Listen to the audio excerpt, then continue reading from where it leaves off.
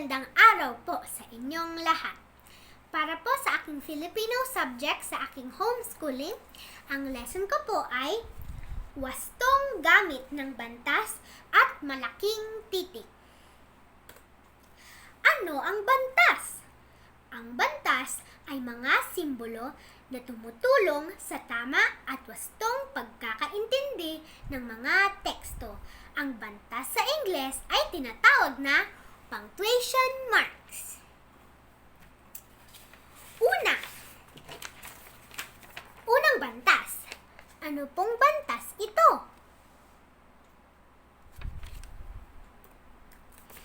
Ito po ay toldo.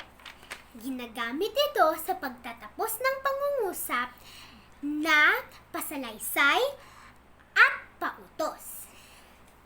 Halimbawa, ang mga bata ay masayang naglalaro sa parke.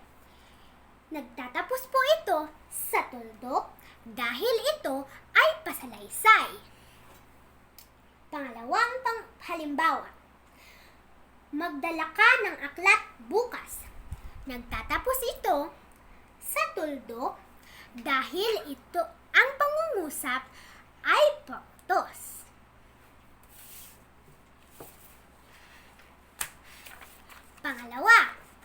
Pangalawang bantas. Ano naman po ang bantas na ito?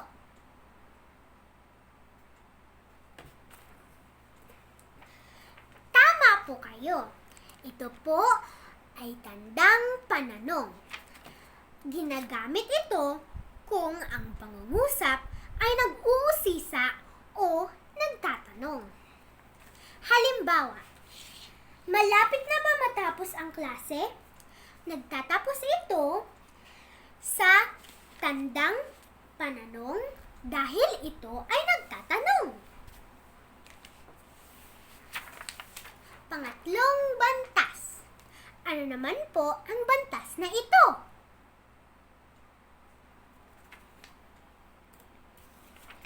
Ito po ay tandang padamdam. Ginagamit ito kung ang pangungusap ay nagpapahayag ng masidhing damdamin tulad ng pagkatakot, pagkatuwa, pagkagulat, at iba pa. Halimbawa, wow! Ang saya naman dito! Ginagamitan po itong pangungusap ng tandang padamdam dahil nagsasaad ito ng matinding kasayahan. Sunod, ano naman po ang bantas na ito?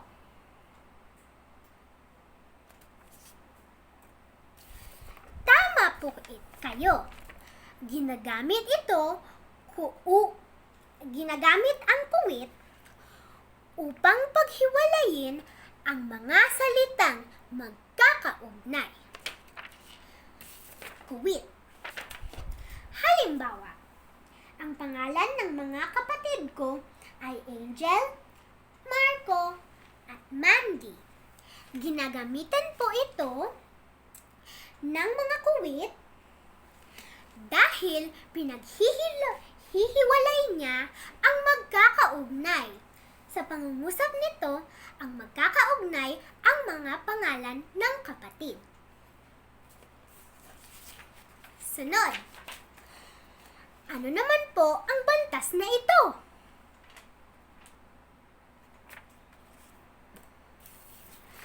Tama po kayo. Ito po ay gitling.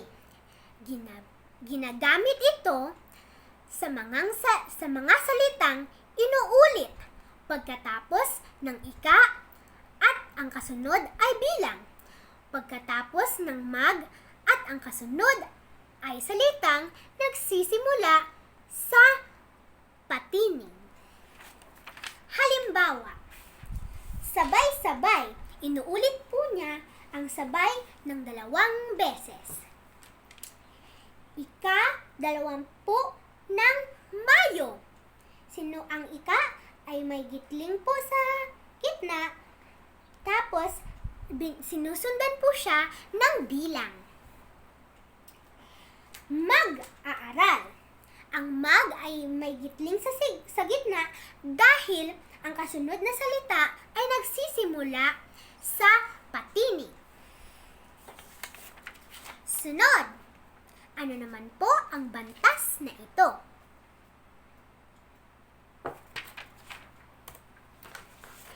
Ito po ay tutuldok. Ginagamit ito upang ipakita ang lipon ng mga salitang magkakaugnay sa mga pangungusap na nagpapakita ng halimbawa. Halimbawa, kabilang sa mga bansang may matataas na kaso ng coronavirus ang USA, China, Italy, at Japan. Makikita niyo po sa pangungusap ang tutuldok na ito. Dahil hinihiwalay niya o nagpapakita ng mga halimbawa ng mga bansang may matataas na kaso ng coronavirus. Sunod, ano naman po ang bantas na ito?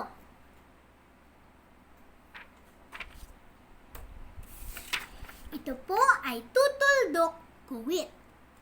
Isinasaad ng bantas na ito ang paghihiwalay ng dalawang sugnay sa isang pangungusap nang hindi gumagamit ng pangatni.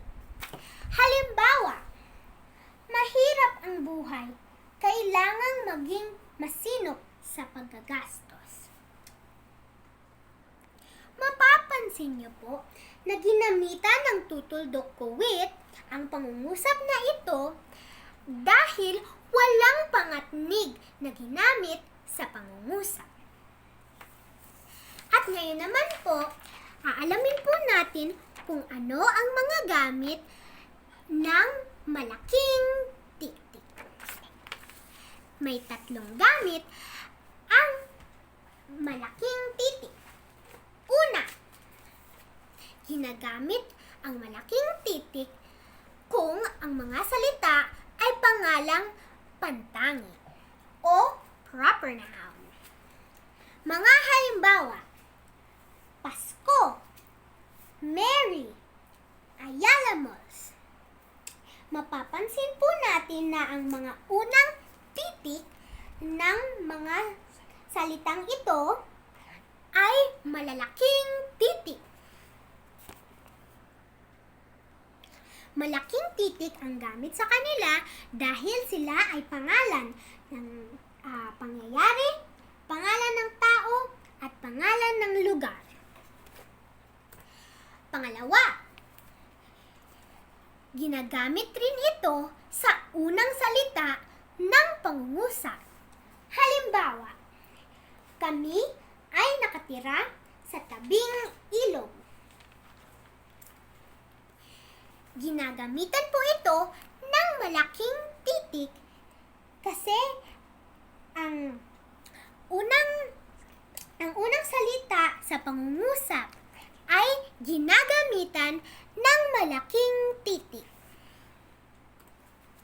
Pangatlong gamit ng malaking titik. Ginagamit rin ito sa pagsulat ng pamagat ng kwento, awit, tula, pelikula, at programa sa telebisyon at iba pa. Halimbawa, si Pagong at Matching, ugoy ng duyan, bituing walang ningning. Mapapansin po natin na ang bawat salita sa mga halimbawang ito ay nagsisimula sa malaking titik dahil sila ay mga pamagat ng kwento, awit, at pelikula.